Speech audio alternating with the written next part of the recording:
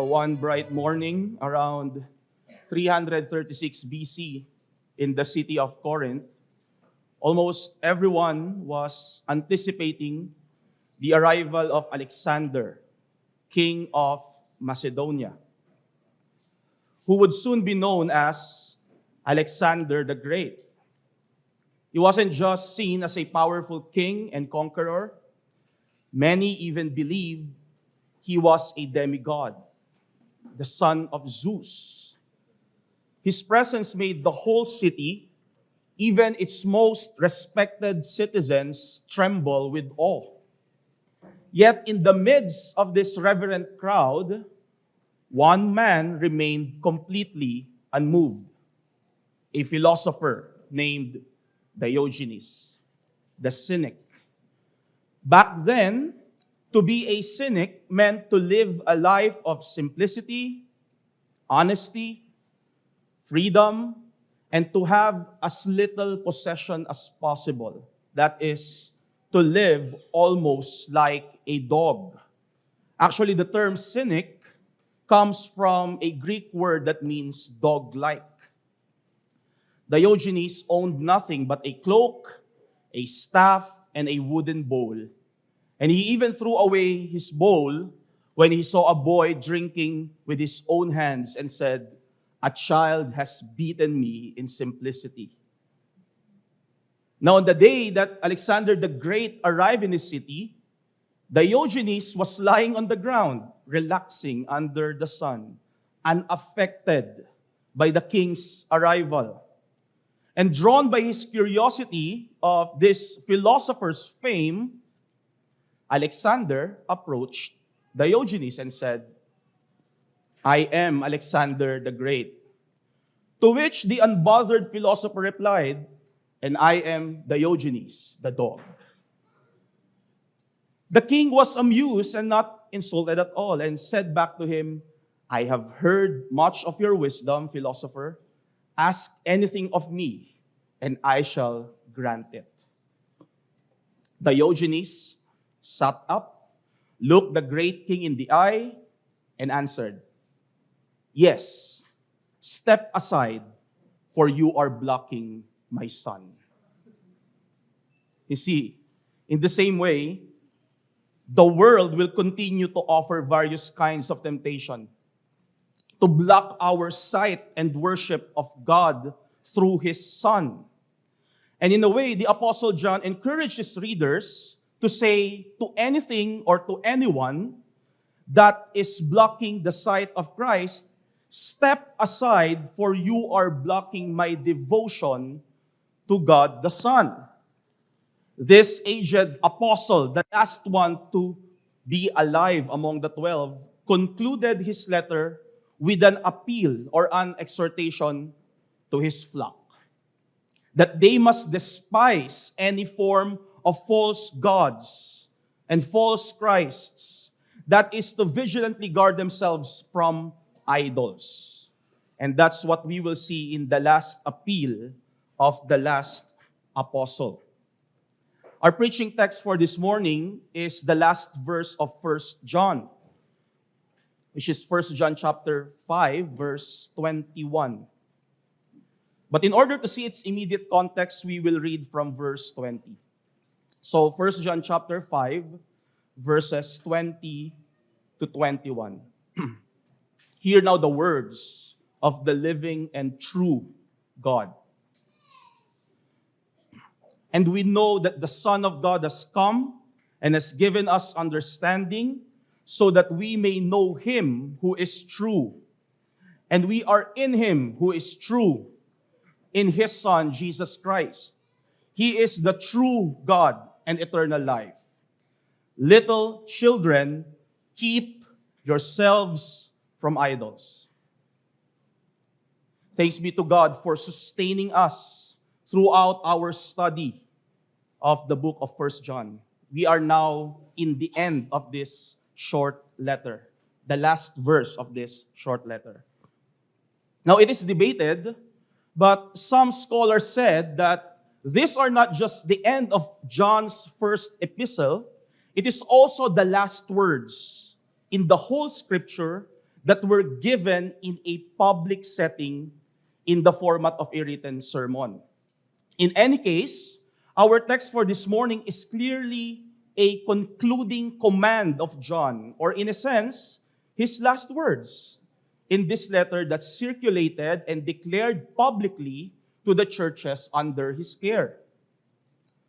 The words, especially the last words of old men who had much and various experiences in life, are most of the time worthy of careful attention and even respect. Especially if that old man is a pastor who loves his flock so much that he even considers them as his little children. And not just that, we must give serious consideration to his words. Since this old apostle has been with the incarnated Christ, or in his own words in the opening of his letter, he wrote that he has literally heard, seen, and touched the Lord Jesus Christ. Now, on top of that, the text that we have this morning are the last words of warning of the last apostle, who outlived all the other apostles of Jesus Christ. Now, just imagine the scope of his experience. Both his joys and sorrows are so vast compared to the other apostles. Aside from being an eyewitness to the incarnate Christ, he also witnessed how the church of his Lord started and grew, how the gospel spread to many nations, how the saints were built up by the faithful ministry of his co-apostles and elders. But not just that, he also witnessed much opposition to the church. He combated false teachers. He also saw and heard the persecutions, the sufferings, and even the deaths of his beloved brothers and sisters. Now, because of his faithfulness in preaching the gospel, he himself experienced persecution. The authorities tried to execute him by throwing him in a cauldron of boiling oil, in which was said he miraculously survived unharmed. And hindi nila mapatay si John, so they exiled him to Patmos, an isolated island where threats to Roman Empire are thrown. John also survived that exile. He even wrote the book of Revelation from that island. So before we approach our text, let us carefully take into consideration that we are hearing the very words of God through this concluding words of John. He was not just an aged and wise man. He was also the last standing apostle, the spiritually rugged elder who had been through many and various trials, many spiritual warfare, due to his obedience to Christ, his Lord. And just like a wise war general, this old and enduring apostle has seen much spiritual battle and has already gained much experience on how to navigate the difficulties of the Christian life. Now, to ignore his warnings and exhortations is to act in pride and foolishness. So what is his last warning for the churches who are under the attack of false teachers and persecutors? Among the many exhortations that he can give, this is what he wrote in the end. Keep yourselves from idols. Keep yourselves from idols. At a glance, this command seems abrupt. Parang bigla-bigla, saan galing yung command na yun? And it seems disconnected from all that he had previously tackled throughout his letter. It seems like John did not talk about idolatry even once in the previous verses of his letter. But if we will step back just even one verse before verse 21, in verse 20, we will see the reason why John is giving this command to beware against the sin of idolatry. And we will see its connection to the whole epistle and why it is the fitting conclusion of his letter. Now in verse 20, the apostle is declaring once again that Jesus Christ, the Son of God, the second person of the Trinity, is the true God. Therefore, worshiping other so-called gods aside from the one true Trinitarian God, or worshiping counterfeit Christs, whose person and work go against the teaching of the apostles of the true Christ, are actually worshiping false gods that are crafted in the imagination of one's evil mind. And by definition, that is idolatry. That is a form of idolatry. John is showing us that idolatry is not just literally bowing down to handcrafted wood, stone, and metal images. Hindi lang yun ang idolatry. Idolatry also is not just worshiping the creation rather than the Creator. Although those are also wicked and idolatrous acts, John is telling us that there is another variation of idolatry. And this is the variation of idolatry that we can see in our text. It is saying with your mouth that you worship the true God and the true Christ. But deep inside your heart, deep inside your deceived heart and mind, you are actually believing in a so-called God in Christ whose person and work contradict the truths that were revealed by the true God about himself through his prophets, through his apostles, which are now contained in the scriptures. So when John said, keep yourselves from idols, he is actually commanding them to make sure that they are truly worshiping the true God. They are worshiping the true Christ, a Christ that is the same to the one taught by his apostles and the scriptures. And so consequently, they are to reject any false Christs. For example, they are to despise the counterfeit Christ that were propagated by the false teachers of their time. Anong klaseng Christ yung pinipreach ng mga false teachers? It was a Christ that has no physical body.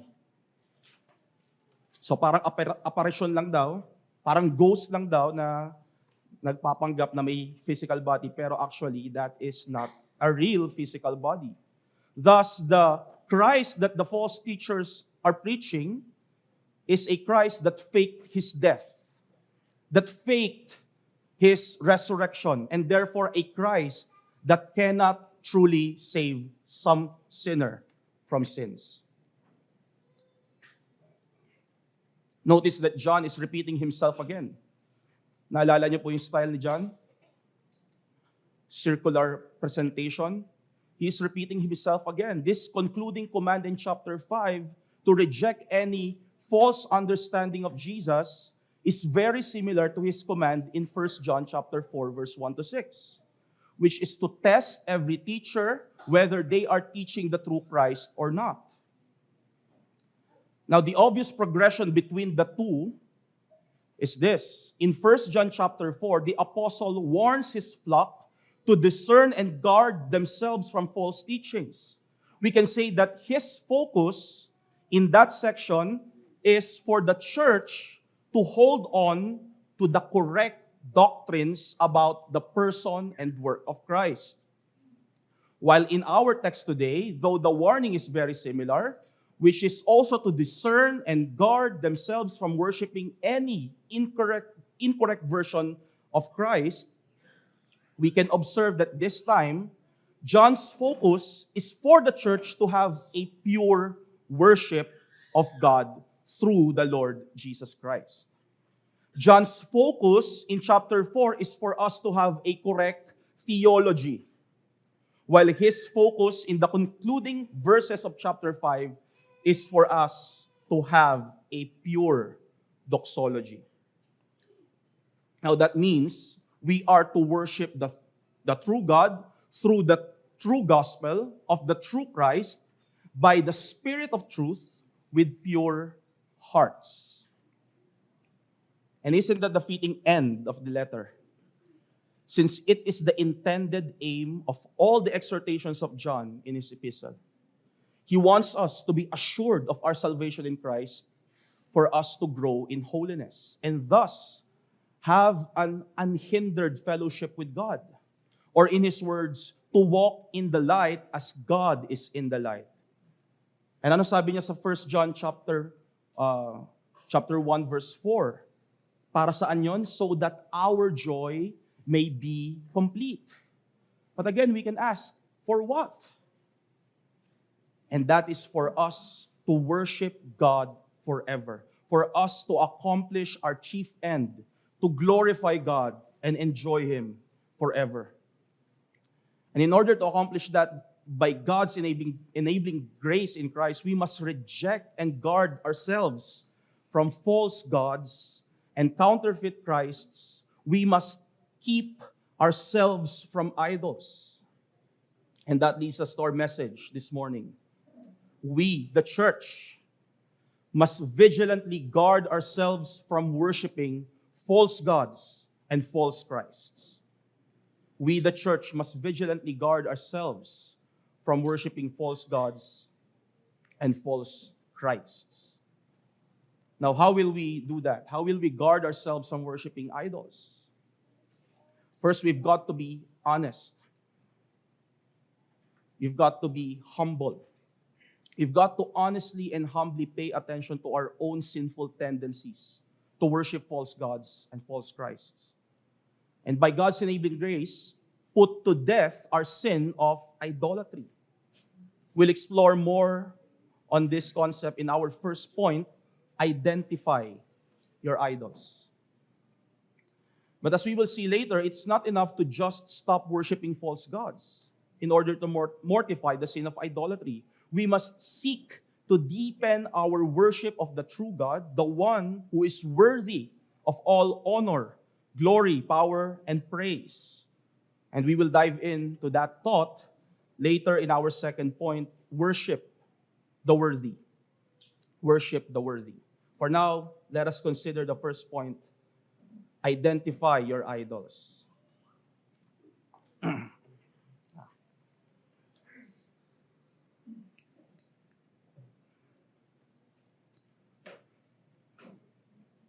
Now, what does John mean when he said, keep yourselves from idols? Or in other translations, guard yourselves from idols. You see, we use the term idol very loosely in our time today. We pertain to some famous personality or even pop groups or maybe even some people that we admire because of their excellence to certain area of expertise. Idol, Lodi. See, in the scriptures, idols could be anyone and or anything in all of creation that we worship. And listen to this. This is the genius of the Heidelberg Catechism. It is anyone or anything in all of creation that we worship instead of or in addition to the only true God who has revealed Himself in the Scriptures.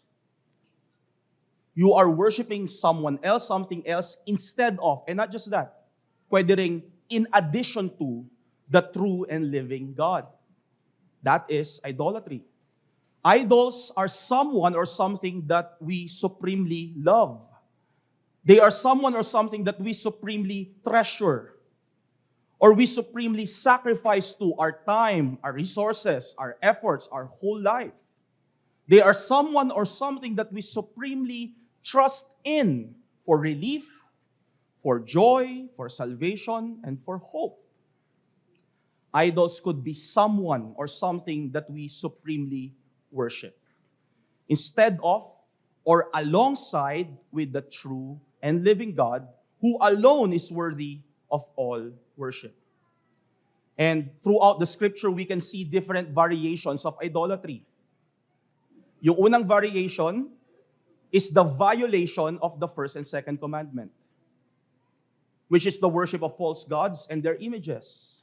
Like what we see in the Old Testament. People are worshiping Baal, Molech, Asherah, Zeus, Poseidon, Shiva, and many more other false gods and goddesses.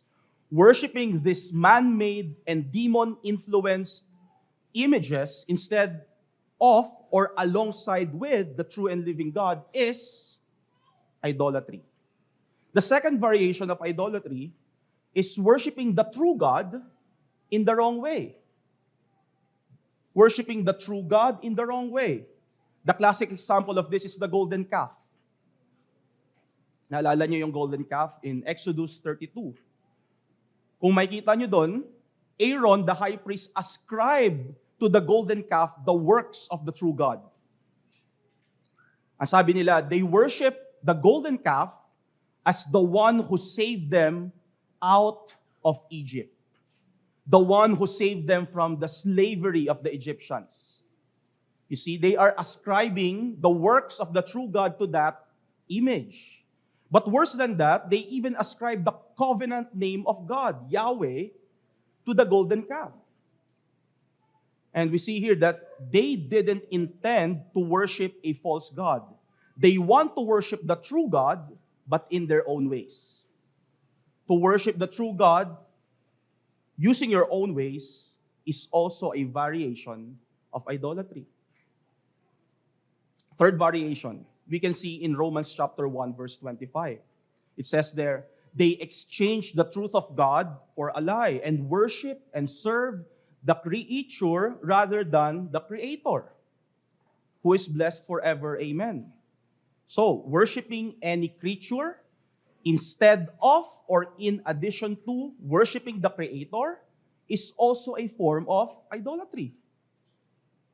So, in that verse, we can also see that we are all worshipers. Brothers and sisters and friends, we are all worshipers. The question is not, do you worship or not? The question is, who or what are you worshiping? Who or what is your God? Who or what are your gods? Are you worshiping the Creator or are you worshiping His creatures? And lastly, we've seen earlier another form of idolatry in our text. It is to say with your lips that you worship the true and living God, but deep in your heart, you don't believe the truths that He revealed concerning Himself.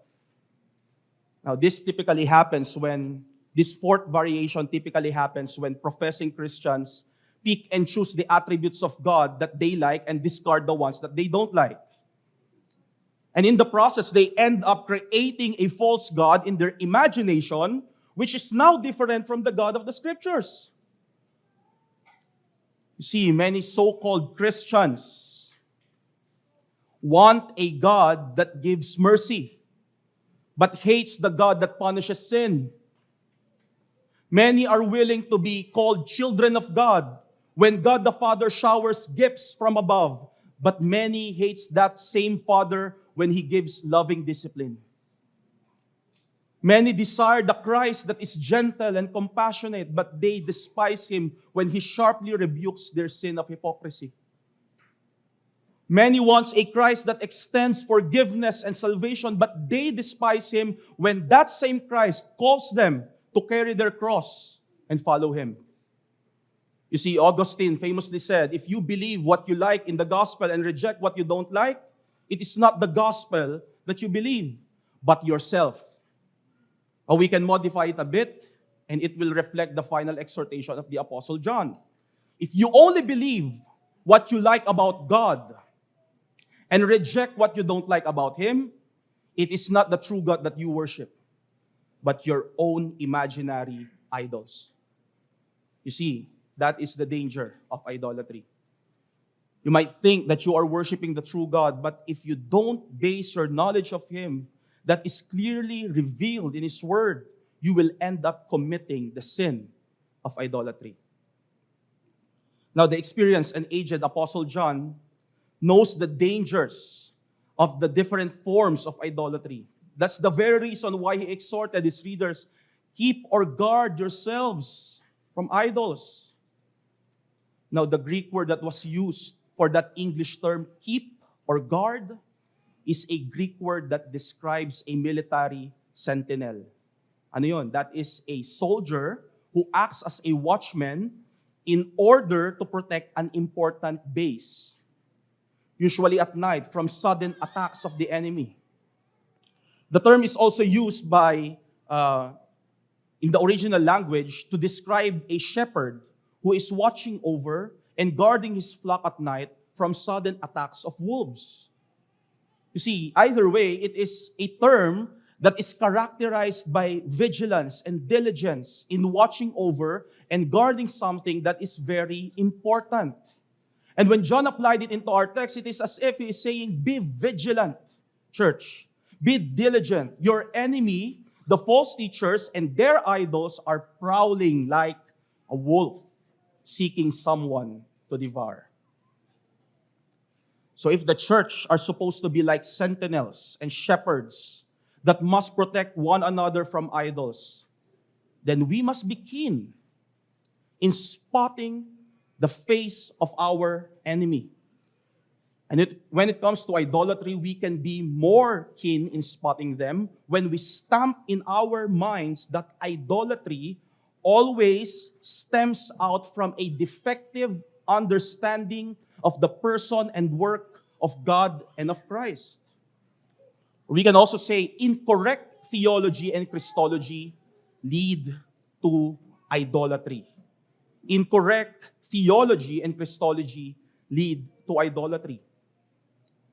The apostles of Christ preached and taught at the expense of their lives that the one true God subsists in three persons, namely the Father, the Son, and the Holy Spirit.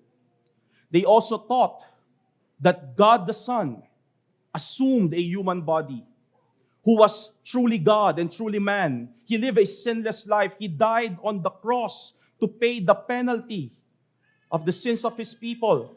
He rose again from the grave after 3 days, and He ascended to heaven and is now seated at the right hand of the Father. And soon He will come back in glory to judge the living and the dead. Trusting in His life, trusting in the true Christ, His life, death, and resurrection is sufficient to save a sinner from sin, death, and the wrath of God. Now, if that is what the true God revealed about Himself through His Son, then through His apostle, then through His inscripturated word, therefore, any teaching that goes against it will be considered falsehood that leads to worship of false gods, the worship of idols. For example, those who believe that the one true God doesn't subsist in three distinct persons. Those who teach that Jesus is either only human or only God. Not truly man, truly God, both at the same time. Only human or only God. Or His works are not sufficient to save. Sadly, those people have an incorrect view of God and Christ, and unfortunately, they are deceived into worshiping an idol that was made from a man's imagination. Or maybe you are here today and you are saying silently in your heart, I don't care about all of this. Pinagsasabi ng preacher dyan sa harap. Well, my friend, that is also a false view of who God is. That is a false view of Christ. You believe an erroneous theology that the Creator is less important than the creation. Mas mahalaga yung creation kaysa sa Creator. That is your theology. And that wrong theology will lead you to idolatry. See, where did that incorrect theology lead you? It led you to the idolatry of creation. I don't know what you worship. You either worship other people, you worship your job, you worship your dreams, you worship your possessions, you worship yourself. You worship anything or anyone instead of the true God. And the thing with idols is this: they promise satisfaction. They promise that they will give you joy, but they will leave you empty. And maybe that is where you are right now because of your idolatry. Maybe you are looking outside, you are okay, you're all right. But deep inside, you know that you are rotten because of your sins and idolatrous worship. If that's you, my friend, there is hope for you today in Christ. There is hope today for you in Christ. The true God is calling you today to turn away from your idols. To turn away from idols that will not satisfy your soul. To repent of your sins, to believe in Him who is the true God, Jesus Christ, who alone can save your sin from death, from sin, and from the wrath of God. He alone is worthy of all your worship and praise. Now, for you, brothers and sisters in Christ, the Bible describes us in 1 Thessalonians 1 verse 9 as people who turned away from idols to serve the living and true God. So parang reverse ng Romans 1. That is how Paul described the Christians in 1 Thessalonians. You are worshiping idols before, but now you turned away from them and you worship the true and living God. Brethren, do you remember those years? We were once slaves to various idols. Various idols of the world. We worship ourselves, worship other people, worship our jobs, our dreams. Those days are over now, dear brethren. Our Lord Jesus Christ, the true God, through His perfect life, atoning death, and victorious resurrection, has set us free from those abusive false gods and false Christs that never satisfied our soul. The true God has set us free. Though we are now free in Christ, know also, dear brothers and sisters, that these idols will not stop to entice us and deceive us. Ititempt niya tayo na bumalik sa Kanya, to voluntarily go back to them and be their slaves once more. Now, sad to say, madalas na naaakit tayo sa mga idols. Every now and then, they will appear suddenly in a time that you don't expect. They will tempt us with baits for our senses. But remember that behind those alluring baits are hooks that will try to drag you away from Christ. So, like a vigilant sentinel who guards his base, let us diligently guard ourselves and our hearts from every form of idolatry that will arise daily in our lives. By God's enabling grace, may we intentionally seek and destroy every idol that we can spot in our hearts. Now, how will we do that practically? You see, we might even say that, oh, I believe in the correct doctrines concerning God and Christ. I don't bow to statues. How then can I be guilty of the sin of idolatry? You see, dear brothers and sisters, the idols are sneaky. They want to move unnoticed so that they might control our lives without us detecting them.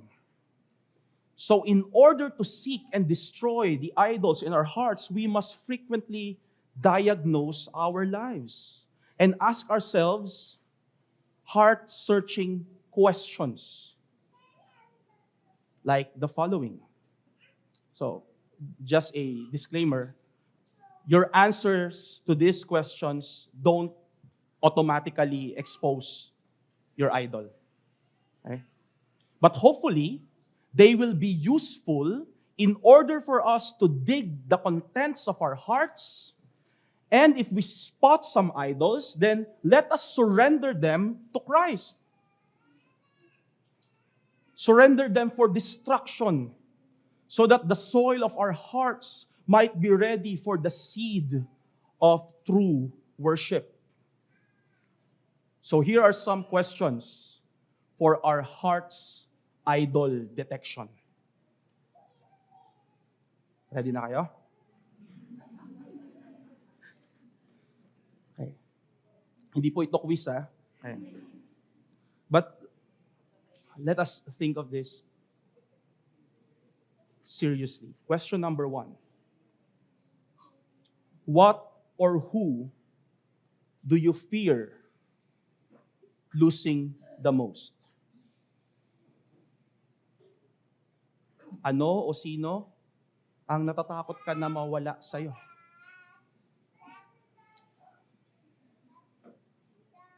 Question number 2. What or who can't you stop thinking about? Especially when you are alone.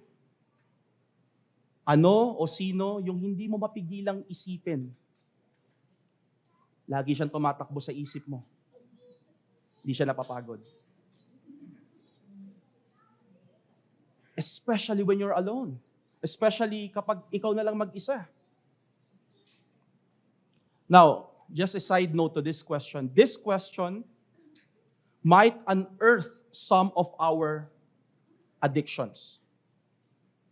Now, Ed Welch, who is a Christian counselor, said that addictions are not merely medical or psychological disorders. Rather, they are worship disorders. Behind every addictive behavior is a false god that demands our worship, rules our desire, and controls our lives. So what or who can't you stop thinking about, especially when you're alone? Question number 3. Where do you run to whenever you need relief? From stress, sadness, or discouragement? Where do you run to? Sino ang stress reliever mo? Ano ang stress reliever mo? Now, question number 4. What makes you most angry? Now, this question is included because what triggers our anger and even our anxiety, most of the time, it gives a hint to what threatens our idol. Ayaw mong mawala yung idol sa'yo, kaya nagre-react ka, nagagalit ka. Question number 5. To whom do you easily sacrifice for? To what do you give much time, much effort, and even money? And for the sake of our time, the last question is this. What or who is the person or a thing that unnecessarily hinders your private worship, your family worship, your public worship of the true God? What or who unnecessarily hinders your private worship, your family worship, and your public worship of the true and living God? Now, these are some searching questions, but they are not meant to condemn us, dear brothers and sisters. Hindi ko tinanong ito sa inyo for us to feel condemned. Rather, they are meant to expose our idols so that we might detect and destroy them, every form of it. Now, if the Lord convicts you of the sin of idolatry, confess them. Confess them. Run back to the true God. Run back to Christ. and ask for His forgiveness and ask for His restoration. And in Him, there is no condemnation, dear brothers and sisters.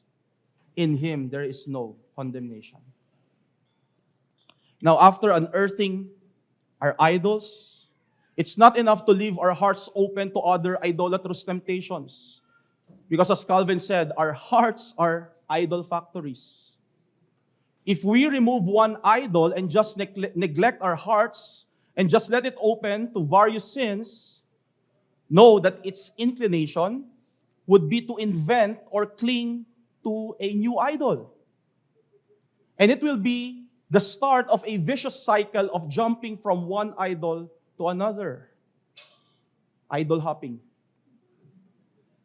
That's why, after exposing the idols of your heart, we are to cultivate the opposite grace that finishes our attack against idolatry.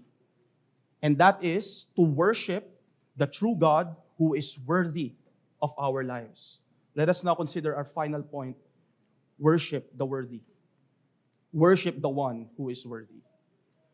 Now, it is heavily implied in our text that to reject false gods and false Christ is also an exhortation to do the opposite, which is to worship the true God.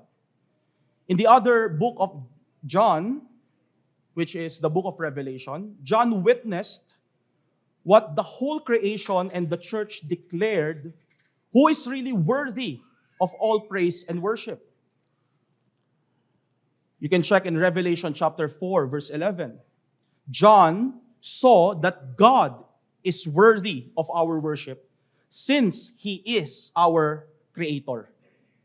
There it says, "Worthy are you, O Lord God, our Lord and God, to receive glory and honor and power, for you created all things, and by your will they existed and were created." But not just that, the worshipers became more specific in the next chapter, in Revelation 5, verse 12. It shows us that God is not just worthy because He is our Creator, but He is also worthy because He is the Redeemer of His church through the Lord Jesus Christ, the Lamb who was slain for the sins of His people. And it says in verse 12, "Worthy is the Lamb who was slain to receive power and riches and wisdom and strength and honor and glory and blessing." Now here we can see that no one else is worthy of all worship, of all devotion, but the one true God who is the source of all creation and the giver of our redemption. Now, just remembering that God in Christ is our Creator and our Redeemer, it should fuel our affections for the worship of God. And those affections founded in the truth of the character of God are not just bonuses in the Christian life. Rather, they are an essential weaponry to kill the sin of idolatry in our hearts. Hindi po bonus lang yung mga emosyon na meron tayo na nakabase sa truth ng Scripture. Yun ay necessary para mapatay natin ang mga false gods in our hearts. Listen to Matt Ryman. In his article, "The Heart is an Idol Factory," he beautifully wrote, and I quote, "The biblical way to deal with an idol is not to simply reject it. We must replace it. What is needed is what the Scottish minister Thomas Chalmer called the expulsive power of a new affection. That is, new or increased love or affections for God. And that is the thing that expels idols from our hearts." Unquote. Ryman is saying that affections that are based on the true character of God revealed in the face of Christ and found in the Scriptures are crucial for the mortification of sin and idolatry. Or we can say that idol worship is mortified when true worship of God is cultivated or intensified. So the question now is this: how can we seek to intensify or cultivate our worship of the true God? Paano natin mas makukultivate pa, mas mapapatindi pa ang ating pag-worship sa ating Panginoon? You see, the problem is at times, even though our minds are full of correct doctrines, and teachings about God, the problem is this: it seems like those beautiful teachings only stay in our heads and doesn't go deep into our hearts. We might have a lot of information about God in our mind, but sadly, it doesn't automatically become the conviction of our hearts. Now, there are those times that we sing hymns, and we are so unaffected with the theological richness of the lyrics. And unfortunately, we sing to God in a boring manner. There are those times. Meron ding mga panahon that the gospel is preached to us, the gospel that can make dead sinners alive in Christ. It is preached to us again and again, and it should remind us of our own salvation and rebirth in Christ. And yet our hearts are unmoved. Why do these things happen, dear brethren? Bakit ganito tayo? Why are our hearts so cold when it comes to worshiping our God? And this is what the Puritan Thomas Watson said concerning this circumstance. He said, and I quote, the reason we come away so cold from reading the Word is because we do not warm ourselves at the fires of meditation. We've got cold hearts, dear brethren, because we've neglected a spiritual discipline from the Puritans, which is called meditation. Another preacher put it like this. He said that the art of meditation is the way to bring all the biblical truths in our minds down into the affection of our hearts. It is like converting all the biblical information into deep convictions. And eventually, it will burst out into an intensified worship of God. You can't help it. You can't help it. If you are convicted by the truth of God's Word, you won't be able to help yourself and worship God. Now, please note that the meditation that Thomas Watson pertains to is not the same as the modern and therapeutic meditations of the worldly religions and systems. Instead, he defined meditation like this, and I quote, the soul's retiring of itself, that by a serious and solemn thinking upon God, the heart may be raised up to heavenly affections. Now, let us dissect this definition. Una, the soul's retiring of itself. It means that we should find a quiet and private place where we can focus on the things of God without distractions. A place where we can be alone with God. Secondly, he also said that by a serious and solemn thinking upon God. What does that mean? It means that we have enough unhurried time, dear brethren. We have enough and unhurried time and an undivided heart in thinking the truths that we know about our God. And lastly, he said that the heart may be raised up to heavenly affections. This is the end result of meditation. It's when the truth of God in our heads are converted into strong convictions. And again, when those strong convictions and affections are formed in one's heart based on the truth of God's revelation of Himself, a person won't be able to help himself but worship the true and living God. So find a quiet place of solitude, dear brethren, where you can have an unhurried moment to wholeheartedly focus and commune with your Lord. And let your hearts be raised up to heavenly affections. The question is this: when was the last time that you have done that? When was the last time that you have done that? The problem in our generation is this: we are so distracted. We are always in a hurry. And sadly, that is one of the reasons why we fail to meditate. No wonder why our hearts are so cold and our affections for God are so deficient. We are well informed, but we have cold hearts. Sadly, that failure to make time for meditation, it happens many times to all of us. And yet, this is our hope, dear brethren. And yet, our Lord knows our weaknesses. That is why He created this day. A day that is designed for us to, for a while, retire from our earthly concerns.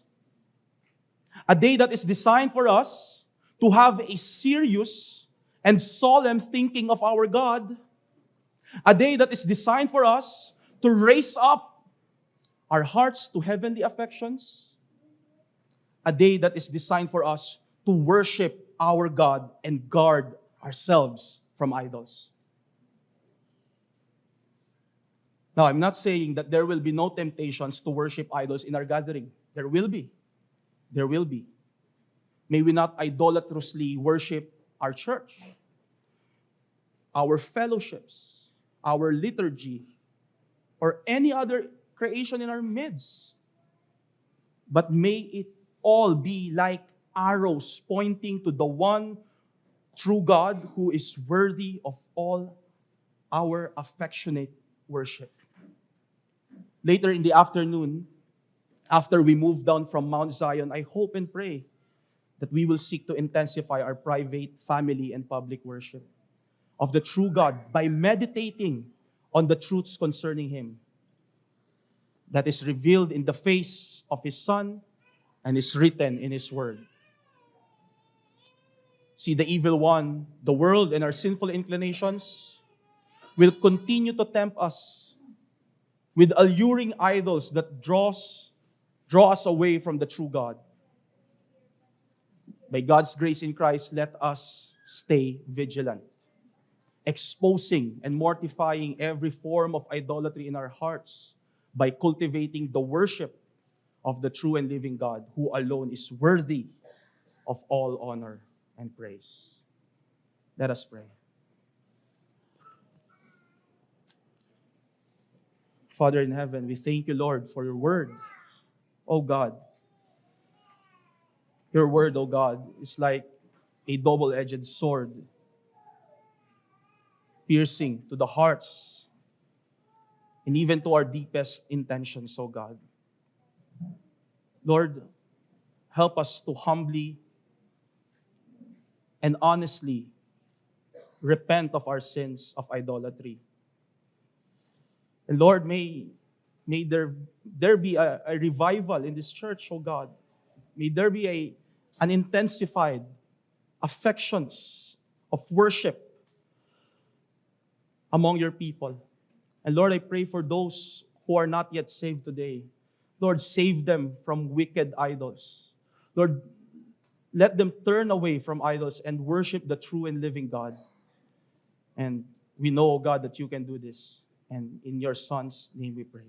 Amen.